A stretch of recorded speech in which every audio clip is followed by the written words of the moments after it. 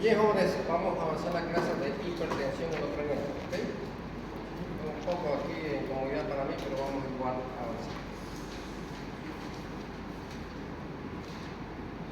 Ven ustedes, esta es una tomografía en el crucero.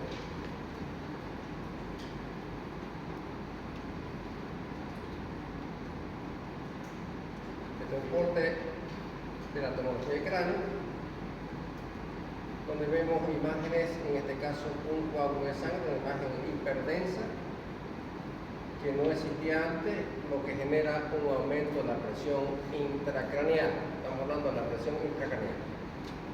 Secundaria que hacemos estudios vasculares y vemos de que aquí hay una malformación arteriovenosa.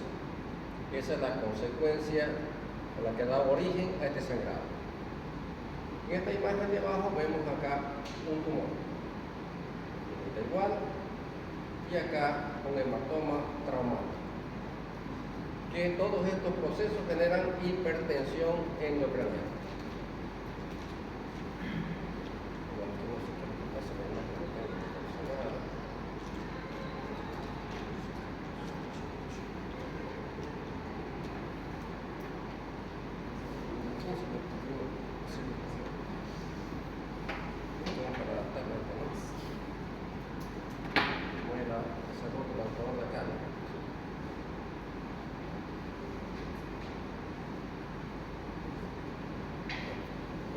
Se viene aquí y se puede cambiar también y también nos vamos al otro auto que está al frente, está así. Venga, suelta aquí, o allá, ahí, perdón, voy a pasar aquí. Mejor así. Vamos a tener que adaptarnos a las circunstancias.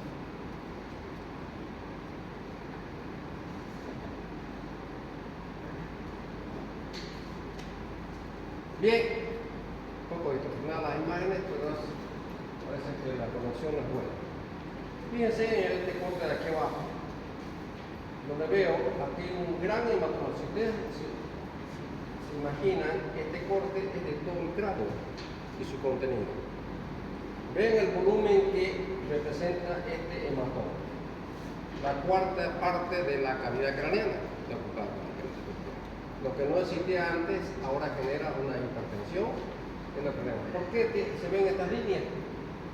Que en el equipo de tomografía se puede medir el volumen. Pasamos una línea en este sentido y otra así y medimos el volumen. Para eso nos sirve. Pero eso lo hacemos durante el equipo, ahí en el comando del tomógrafo. Y en esta otra imagen vemos aquí una malformación arteriovenosa congénita. Entonces, para hablar y entender mejor de qué es la hipertensión endocraniana, vamos a hablar de los compartimientos. El continente representa todos los huesos del cráneo, vale decir, la calota craneana es un continente que es dura, inextensible. El contenido, tenemos el parénquima cerebral, que representa el 80% del contenido intracraneal, 80% la masa encefálica. 10% la sangre que circula por las venas y las arterias. Y 10% el líquido suprarraquídeo. Total, 100% del contenido intracraneal, que genera eso una presión normal. Esa presión va a aumentar cuando aparece otro proceso, como hemos mencionado al principio, un tumor o un coágulo de sangre. ¿Qué es la hipertensión endocraniana? Es la presión, o la presión intracraneal, es la presión que se mide en el interior del cráneo, siendo el resultado de qué? La relación que hay entre el continente, que son los huesos del cráneo, y el contenido, que es la sumatoria de qué? Del volumen del parénquima cerebral, más el volumen de sangre, más el volumen del líquido suprarraquídeo. Eso va a generar una presión que es normal. ¿Está claro?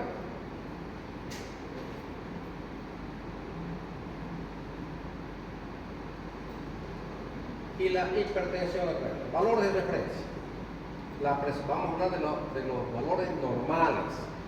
Por ejemplo, en los adultos, la presión normal es de 5 a 10 milímetros de mercurio, inclusive hasta 15 se considera como normal, en milímetros de mercurio. En los niños, vean ustedes pequeños, de 3 a 7 milímetros de mercurio. ¿Por qué será menos la presión? Porque todavía los huesitos no están osificados. Las suturas todavía se pueden abrir. Hay diástasis de sutura a veces. Y en los recién nacidos, ven ustedes, es mucho menor, porque es de 1.5 a 6 milímetros de mercurio, porque en los niños hay las fontanelas que están abiertas. Entonces la presión es menor en los recién nacidos.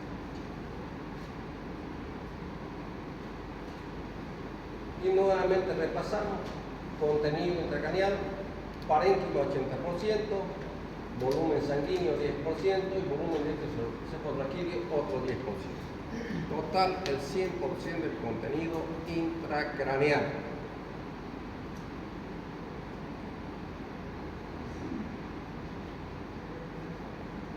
El peso, para comprender esto un poquito, vamos a hacer un repaso de anatomía para comprender mejor por qué en algunas circunstancias, por ejemplo, de edema cerebral, aumenta el volumen y el peso del parénquima. Entonces vamos a hablar de lo normal.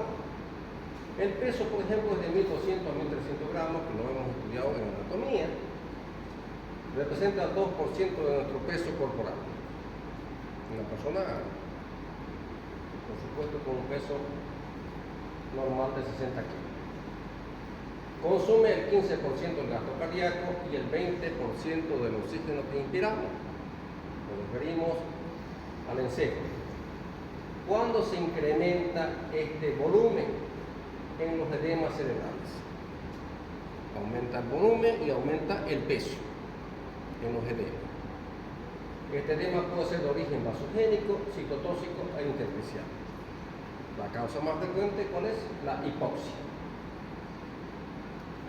Una parada cardiorrespiratoria, por ejemplo, que uno lo reanima al paciente, sale del paro, ha sido prolongado, pero ya la masa encefálica está dañada y produce un edema difuso. Volumen sanguíneo cerebral también es muy importante conocerlo, porque cuando aumenta la presión dentro del cráneo, se desregula todo. Representa el 10%, vale decir, de 100 a 150 centímetros cúbicos. El flujo sanguíneo cerebral, que lo vamos a olvidar así, es el volumen de sangre que se mide en una unidad de tiempo. ¿Necesaria para qué? Para mantener los requerimientos de oxígeno y nutrientes del tejido cerebral. Flujo sanguíneo cerebral de 50 a 55 centímetros cúbicos por 100 gramos por minuto. Dijimos que lo medimos en tiempo. La sustancia gris requiere mayor cantidad, vean ustedes, porque ahí están las células, de 80 a 85 centímetros cúbicos por 100 gramos por minuto. Mayor cantidad. La sustancia blanca menos, de 15 a 30 centímetros cúbicos por 100 gramos por minuto. Esos son los requerimientos de la masa encefálica. Flujo sanguíneo cerebral, ¿de qué depende el flujo? Depende de la presión de perfusión cerebral, que se abrevia así, de la demanda metabólica cerebral, de la presión de CO2, de oxígeno. Todo depende de eso el flujo. El flujo, ¿por qué se mantiene constante? Debido a que tenemos mecanismos de autorregulación. Pero esos mecanismos va a llegar un momento que se agotan también y falla todo esto. ¿Está claro?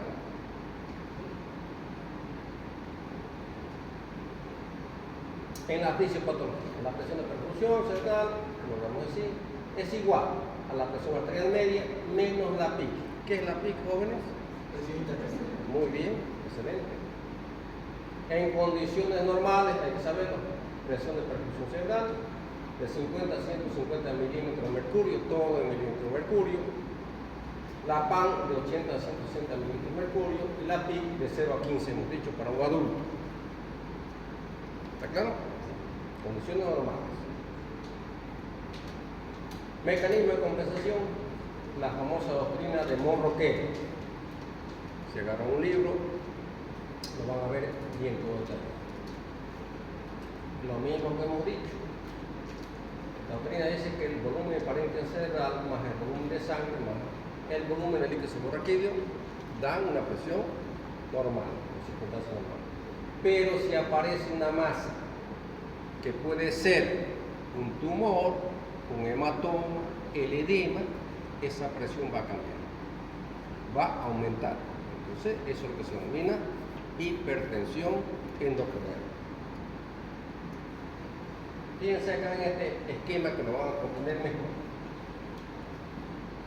Todos bien lo sabemos. Volumen parénquima, 80%, de sangre 10 y el líquido subarraquídeo otros 10. En el estado normal, la PIC normal, ven ustedes, están todos en armonía. Y esto representa para un adulto, ¿cuánto la PIC? Normal. Hasta 15 milímetros de mercurio. Listo. Por encima de esos valores decimos que ya hay hipertensión endocrinal. Pero si aparece una masa que no existía, que puede ser un tumor, un coágulo, entonces va a aumentar esa presión por encima de los valores normales y el paciente, ¿por qué decimos compensado? Porque el paciente puede estar despierto, pero con clínica de hipertensión. Enseguida vamos a hablar de la clínica que presenta un paciente que tiene hipertensión endocrinal. Si la masa es muy voluminosa, vean ustedes, empieza a desplazar hacia afuera los líquidos y la sangre, fuera del cráneo. Y aparecen las famosas herniaciones y el paciente entra en coma, se descompensa. Presenta signos de hipertensión endocrinal severo, se descompensa y entra en coma. Bien. Igual aquí la curva volumen-presión. A mayor volumen, mayor presión. ¿Qué es la elastancia? Es la resistencia a que suba esa presión, producida por la acción de una unidad de volumen. A menor volumen, menos presión. A mayor volumen, más presión. La curva que hemos visto. Compréndanse qué es la tolerancia, hasta cuándo tolera nuestro paciente esos incrementos de volumen. A mayor volumen, menos tiempo. A volúmenes pequeños, más tiempo. La autorregulación cerebral, ¿por qué está regulada? Sabemos que los lechos arteriales están con el fin de mantener una presión sanguínea adecuada que le permite aportar oxígeno y nutrientes para sus unidades metabólicas. Esa es la autorregulación. Va a luchar hasta lo último para seguir manteniendo la regulación. El flujo sanguíneo cerebral, presión, resistencia. Regulado por los tonos de qué? De las arteriolas. Si la presión de perfusión cerebral cae, por supuesto que automáticamente va a caer el flujo sanguíneo cerebral también. Si la presión de perfusión está alta, el flujo también va a ser bueno. Todo está en armonía, equilibrado.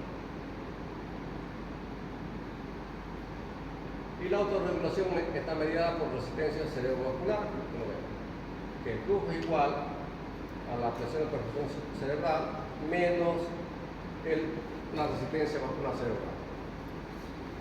A mayor resistencia, por supuesto, menos flujo sanguíneo.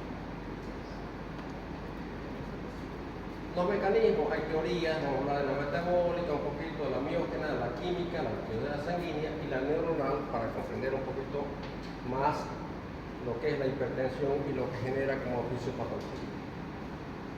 ¿Qué es la teoría metabólica? La capacidad neuronal demanda y el aumento de la tasa metabólica cerebral para una mayor de suministro de sanguíneo y proveer tanto los sustratos y oxígeno. Eso es lo que dice la teoría metabólica. La miógena es la contractura y relajación de qué? De la musculatura lisa. ¿Y dónde encontramos musculatura lisa? En la pared de los vasos, como respuesta a los cambios que va a haber de la presión intramural producidos por las alteraciones de presión arterial, especialmente sistémica. La química. El flujo es muy sensible a los cambios ¿de qué es esto, jóvenes? Ustedes por eso cuando entren a hacer una práctica terapia van a ver que a los pacientes que están intubados generalmente le están haciendo gasometría seriada durante el tiempo que están cada 2 horas, cada 3 horas a los pacientes para tener una buena presión de CO2 y de oxígeno. Vean ustedes la hipocapnia, produce vasoconstricción, en cambio la hipercapnia produce vasodilatación.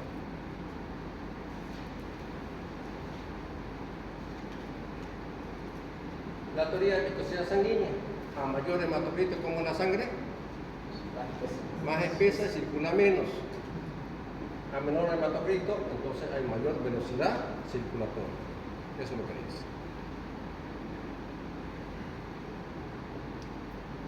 Teoría neuronal: sabemos que los vasos sanguíneos están inervados por la rama simpática y parasimpática. Y los neurotransmisores como la acetilcolina, vasodilatación y los neuropéptidos.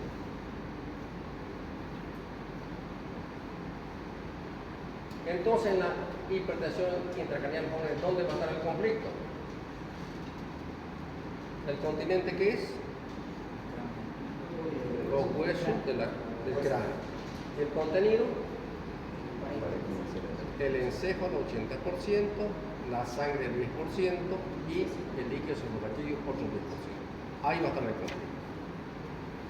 El equilibrio puede ir a la compensación. Un paciente que tenga un tumor que va creciendo lentamente puede demorar mucho tiempo con hipertensión compensada, no va a llegar al consultorio o al hospital caminando, pero con clínica de hipertensión intracraneal compensada.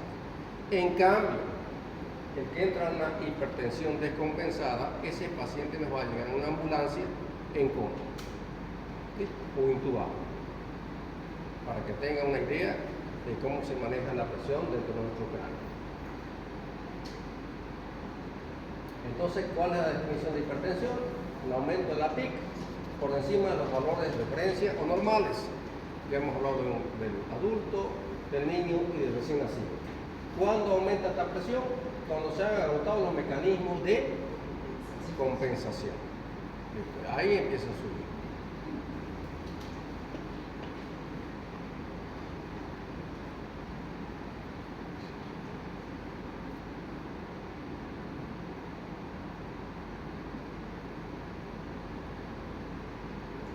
Bien.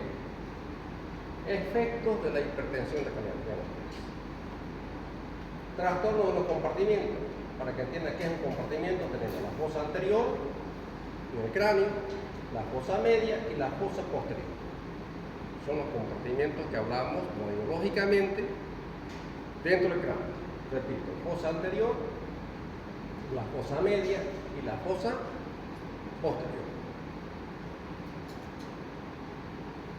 Una de ellas, que produce las famosas herniaciones, que la masa encefálica empieza a desplazarse ¿hacia dónde? Cuando aumenta la presión acá, por los conos de presión hacia abajo. No solamente salen los líquidos, como la sangre y líquidos suprarraquídeos, sino también la masa encefálica tiende a descender hacia abajo. Entonces eso se llama herniación. O al lado contrario.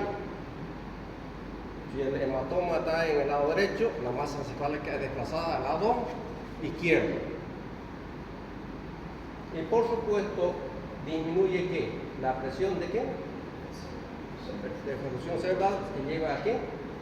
A la hipoxia. Por consiguiente, eso aumenta el edema y la hipertensión intracraneal. Fíjense en este esquema que lo van a conocer, lo van a comprender mejor. Aquí tenemos un corte coronal, un cráneo y su contenido, que es el encéfalo. El contenido del sistema nervioso que está dentro del cráneo se denomina encéfalo, todo. Aquí está el hematoma, esto es la dura madre. Vean ustedes cómo la masa encefálica es desplazada al lado contrario. Cuando hacemos una tomografía vemos desviación de la línea media. Eso significa un tipo de hernia subfalcial se llama. Cuando la masa encefálica se va al lado contrario y se mete por debajo de ¿qué? ¿Qué tenemos separando a los dos hemisferios? ¿Cómo se llama esto? La hoz de qué? Del cerebro. Entonces, por debajo de la hoz del cerebro se desplaza al lado contrario, que se llama hernia subfacial. Subfacial. Si sigue aumentando la presión, ven ustedes como el polo del temporal, lo estoy marcando acá, fíjense al lado contrario, no hay, esta es la tienda del cerebelo, que separa la fosa media de la fosa posterior. Se va herniando parte de la masa encefálica del uncus del temporal, o el polo del temporal. Se va metiendo. Sigue aumentando la presión. Y por último va a descender la amígdala del cerebelo hacia el agujero occipital, comprimiendo el bulbo raquídeo. Y ahí viene la parada cardiorrespiratoria súbita, se acabó el paciente. Es cuando uno llega a veces dice el paciente ya está sin clavo, midriasis, está en paro cardiorrespiratorio, sin ningún tipo de reflejo. Listo. Vean lo peligroso que significa la hipertensión endocraniana descompensada. Por eso hay que actuar rápido, tratando de manejar la causa que fuera. Seguimos.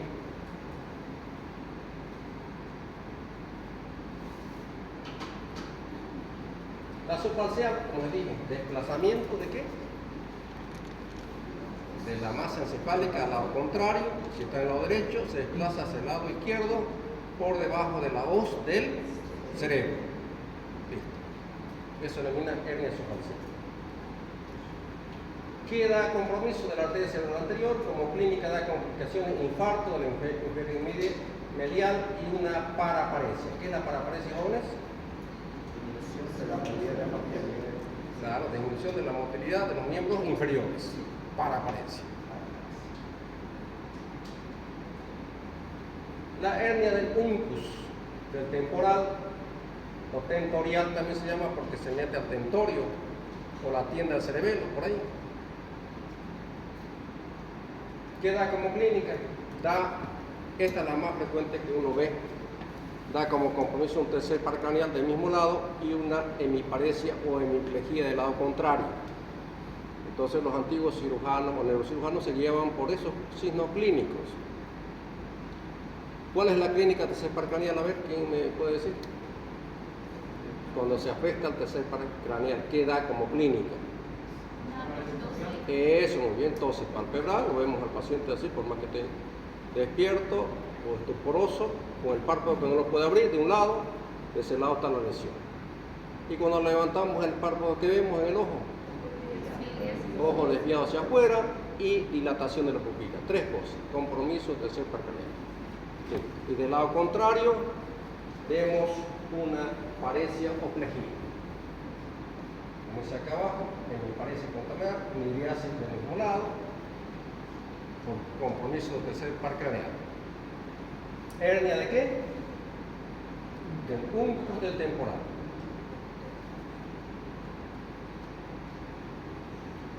Hernia de las amígdalas cerebelosas. En un examen pregunté, me pusieron amígdalas de acá tenemos la boca, esa no comprimen nada. Entonces, amígdalas cerebelosas, ¿se encajan hacia dónde? Hacia el agujero occipital o agujero magno. ¿Y qué van a comprimir? El bulbo.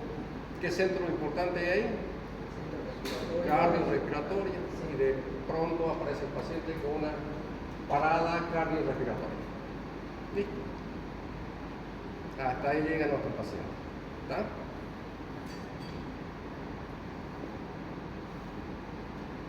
Cuando se incrementa el volumen, ya hemos hablado del volumen general y localizado en todos los edemas, pueden ser de origen traumático, de origen metabólico, de origen tóxico, hipóxico, por infecciones, toda la masa encefálica se edematiza. Localizado en un sector solamente, alrededor de los tumores, alrededor de una hemorragia, en los abscesos, o edema periférico, edema localizado.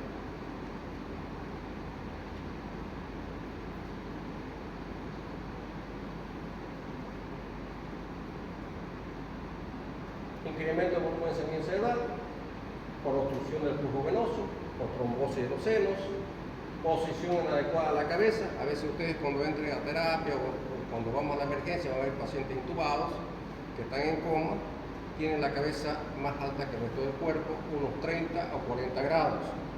Y la posición tiene que estar completamente, no tiene que estar presionado ni lateralizado comprimiendo las yugulares. Si está así, en mala posición, entonces no va a permitir el retorno venoso, por consiguiente va a aumentar la presión dentro del cráneo. En la hipoxia, también hipotensión arterial, en la falla de autorregulación por trauma, por isquemia, por tumor. En la hiperemia, ¿qué es la hiperemia? Cuando hacemos una cirugía, lo encontramos al cerebro, pues, ¿de qué color? A la masa encefálica. Hiperémico, toda la masa encefálica. Y anestésico se usa poco, como es el malbotado, para hacer cirugía neurológica. Es una disfunción del líquido cefalorraquídeo, ¿a qué lleva? A la hidrocefalia. Hoy operamos un paciente, por ejemplo, que tenía hidrocefalia y no sabíamos si necesitaba válvula o no. ¿Qué le hemos colocado? Un drenaje lumbar continuo y le colocamos un huesito, porque lo vamos a operar en otra parte, una ectomía descompresiva, para evitar de que haga hipertensión endocrinal. Ya salió con su catéter, el mismo catéter que utilizan para el parto sin dolor, que se sale constantemente por ese catéter. En la hidrocefalia. Volumen de líquido, lo que tenemos normalmente todos, aproximadamente, un promedio, entre 120 a 150 centímetros cúbicos, circulando por ¿dónde? Por el encéfalo y por la médula espinal, por el espacio subaranoideo y por los ventrículos. Esa es la cantidad que tenemos. Los más grandes tendrán un poquito, los más altos me refiero, y los más pequeños tendrán menos volumen, pero el promedio aproximadamente es entre 120 a 150 centímetros cúbicos que está circulando tanto por el encéfalo, por los ventrículos y la médula espinal. La producción de 0,3 a 0,4 ml por minuto, en 24 horas el promedio es de 500 ml, para que se acuerden ustedes, la producción diaria. Así como se produce, también se elimina. ¿Y por dónde se elimina este líquido? Por las vellosidades aranoideas a los senos venosos. ¿Qué seno es este de acá? ¿Cómo se llama? Sagital superior. Sagital superior. Ahí. Por ese seno.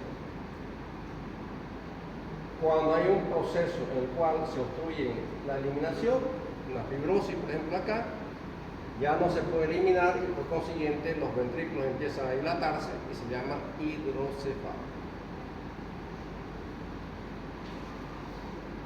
Cuadro clínico, esto es lo importante. Factores determinantes, por supuesto, la edad, la causa, la velocidad de instalación también es importantísimo, estado previo del encéfalo y situaciones agravantes como son las enfermedades de base que tenga nuestro paciente. La edad, les hago una pregunta a ustedes: ¿cuál se descompensará más fácil, un joven o un adulto mayor? Los jóvenes, porque el continente y el contenido es exacto. En cambio, los adultos mayores ya tienen un cerebro más chico, una involución fisiológica que se llama atrofia. Por consiguiente, va a tener más espacio entre el cráneo y el encéfalo, ¿verdad? Entonces va a tolerar más volúmenes. La etiología, ya lo vamos a ver también enseguida, causas, y la velocidad de integración, esto es importantísimo. Por ejemplo, un paciente que sufre un traumatismo del cráneo grave y tiene una gran lesión encefálica con hematomas, con edema, rápidamente se va a descompensar.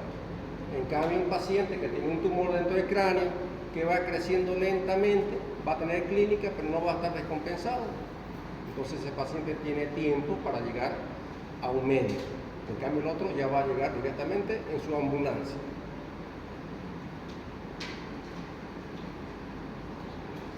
¿Cuál es la clínica de la hipertensión compensada? Cefalea, que es lo que refieren los pacientes, holocraneana, toda la cabeza, constante, se acompaña de vómitos explosivos, sin náuseas. Y cuando hacemos el fondo de ojo, encontramos edema de papila. esta triada es el edema o la hipertensión descompensada. Cefalea, vómito explosivo, edema de papila de la hipertensión compensada. Cuando hay compromiso del estado de conciencia, que el paciente puede estar obnubilado, estuporoso o en coma, ya es la descompensada. Y por supuesto se acompaña también, cuando ya sigue subiendo la presión, de alteración de los signos vitales. Por ejemplo, la tríada de Cushing, que es el último que queman los pacientes en un cuadro crítico de hipertensión descompensada. La cefalea progresiva y los vómitos dijimos la compensada. La respiración en la tríada de Cushing va desde una bradypnea al paro respiratorio lento. La frecuencia cardíaca desde una bradicardia al paro cardíaco. O sea que ya es lo último que quema un paciente en la etapa crítica de la hipertensión intracranial descompensada. Y la hipertensión arterial que se encuentra en esta triada. Cambios pupilares, ya lo sabemos, y las pequeñas miosis, miriasis, reactivos o no reactivos a la luz. Anisocoria también puede haber, una pupila dilatada y otra normal. Cuando de ojo en los cuadros agudos encontramos hemorragias latiniales, ausencia del pulso venoso, estas más gruesas son las venas. Y en los crónicos encontramos el famoso edema de papila que se ve acá, los cuadros crónicos.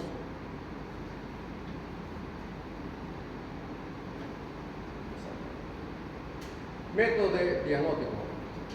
Por supuesto, la clínica es soberana en cualquier patología. En medicina, eso hemos aprendido en semiología.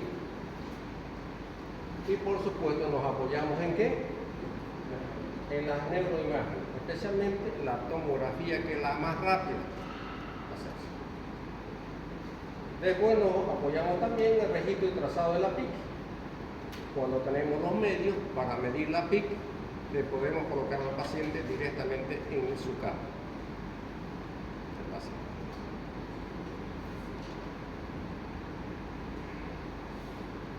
En las neuroimágenes, en las placas simples de cráneo, cuando no tenemos y estamos trabajando en un primer nivel o estamos por la provincia y no tenemos tomografía, ya nos puede orientar. Pero lo más usual hoy por hoy, por lo menos en las ciudades, ya tenemos en todos los centros casi tomografía. Cuando se requiere resonancia también se puede solicitar, o el estudio vascular del cerebro, que es la angiografía. O el Doppler transcraneal, que es para medir la velocidad circulatoria en el polígono de Willis. Eso lo hace en la cama del paciente.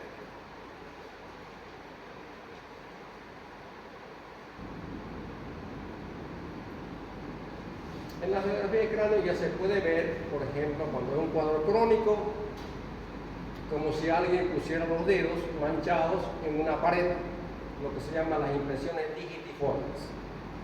Se puede ver ya en una placa simple de cráneo cuando es una hipertensión de mucho tiempo de evolución que se ve en los tumores. O también se puede ver diástasis de la sutura o separación de las suturas en los pequeños. Separación de la sutura, porque todavía no están osificados. O agrandamiento de la silla turca, erosión. Aquí vemos, por ejemplo, qué tipo de hematoma. Este es un hematoma, ven ustedes, forma biconvexo, será un hematoma epidural. Aquí un edema cerebral localizado, no difuso, por un tumor. Y aquí un hematoma subdural. Esto no lo tenemos acá, así que pasamos. El Doppler transcraneal, como les dije, se lo hace en la cama del paciente. Y es un método no invasivo, bajo costo, porque van y se lo hacen en la cama del paciente cuando lo solicitamos, y que informa la hemodinamia cerebral, va a decir la circulación.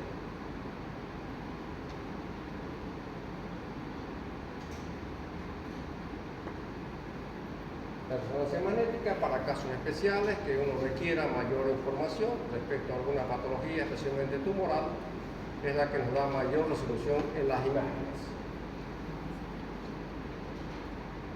Bien, acá tenemos la información. Tenemos la malformación intracraneal. En la angiografía que nos evidencia prácticamente los vasos sanguíneos con contraste que se inyectan y vemos aquí el nido de una malformación arteriovenosa.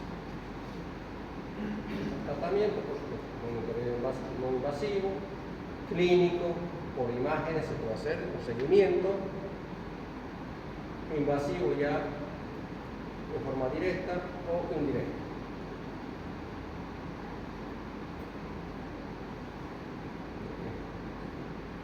El uso del monitor, que seguramente lo van a escuchar ustedes en los hospitales, especialmente en la emergencia, a pesar de ser un diurético osmótico de hace muchos años, se lo sigue usando.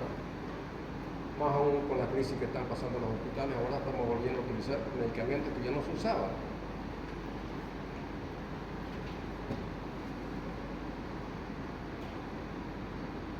Yo no pregunto por oncología, sino les voy a explicar un poquito sobre la técnica de colocar un sensor de pique intracráneo, parenquimatoso, epidural, subdural, de la forma que se puede colocar, o intraventricular.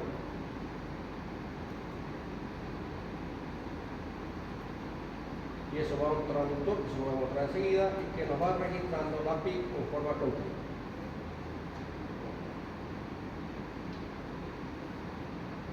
El neuromonitoreo pues mide la PIC, la PAN, la presión venosa central y la saturación de oxígeno, que nos le está informando aquí en este momento. El monitor, para que lo vean. Lo que más estamos utilizando hoy por más largo tiempo son las soluciones hipertónicas.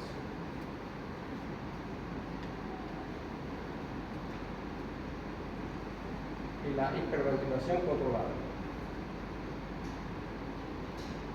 Por supuesto, los pacientes que están en terapia intensiva, que están sedados, con sedo, analgesia, bien acoplados a los respiradores. ¿Qué más usamos?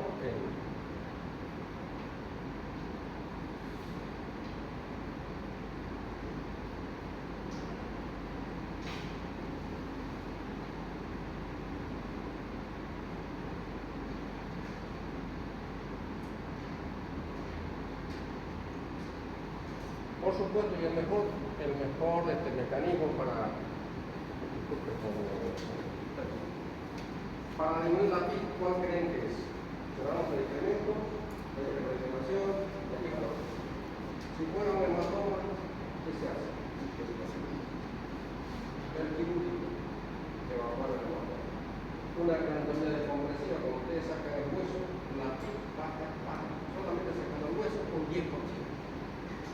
Evacúan ahora las meninges, baja sustancialmente en los pacientes de terapia, quirófano por soporte de PIC. Hemos operado en pronto los pacientes que ya estaban con presión normal. Con craniotomía descompresiva, que han visto esos pacientes de la plástica que no tienen hueso. Para eso se saca, para disminuir la presión intracraneal. El efecto más rápido, descompresión ósea.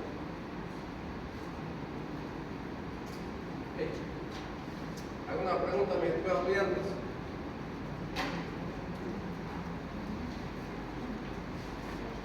Bien, entonces esta semana que viene, el día viernes, vamos a evaluarlos a los del grupo del viernes que no se pudo por circunstancias especiales, no lo pudimos evaluar, pero será este viernes.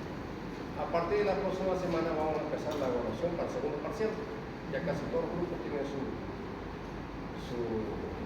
trabajito que tienen que realizar, leer, sobre eso lo voy a evaluar. Que ya saben. Y vamos a empezar a dar bebés. El primer examen, ¿cómo fue? Los primeros la lista. Ahora los segundos de la lista van a ir a primera hora y los otros para la que sea compensada, ¿no? Sea configurada la situación. La segunda hora.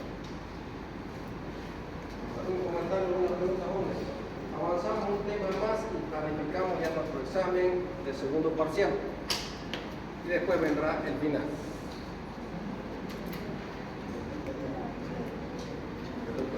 Sí. Hoy nos dio un tema nacional. De 4. Hoy pasa.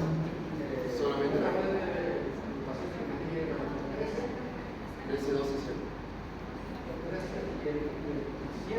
sí, pero había uno que está en el 7 creo que está en el 7. Dos nomás. Entonces es cuando viene a ser El original. el otro nunca verlo. Hay uno que tenía para leer. No podía moverse. Esa es una versión de una conclusión de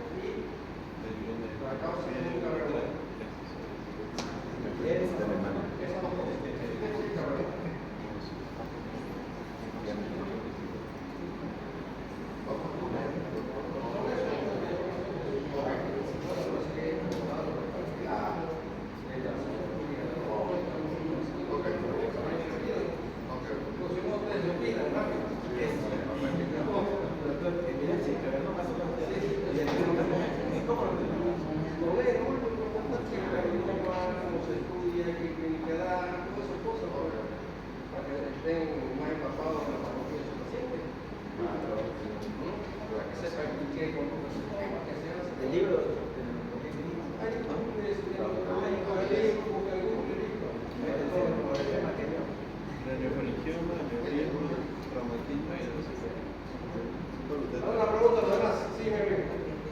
Somos del mismo día, pero somos de la mitad de la lista primero. Dijo que metíamos TEC. Sí, claro, que ellos ya están viendo la semana que viene, pero fueron más adelante. Ah, ya. Pero ustedes lo que estudian más, ustedes nada. ¿Alguna otra pregunta? Bueno, un tema más avanzado, tenemos temas avanzados. El día que no pudimos pasar de presencial fue de radiología, ¿no? Sí, exacto. Tenemos dos temas. La próxima avanzaremos dos temas cortos y viene ya el examen de ¿A qué día de la semana? Sí. Estos jóvenes nos vemos.